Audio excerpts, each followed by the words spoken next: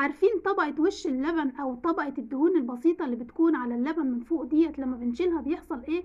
الطبقة دي فيها كنز عظيم جدًا ناس كتير ما تعرفوش للأسف. الطبقة دي فيها مجموعة من الفيتامينات المحترمة أوي، عبارة عن 4 فيتامينات مهمة جدًا للجسم ولجسم الأطفال خاصةً.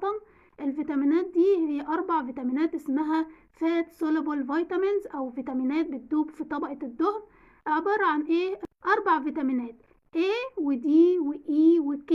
وطبعًا عارفين أهمية الفيتامينات دي لجسمنا ولجسم أطفالنا، وفيتامين د اللي إحنا بنقعد ندوّر عليه في صورة supplement أو أدوية، موجود معانا أهوّة في حاجات طبيعية إحنا مش واخدين بالنا منها.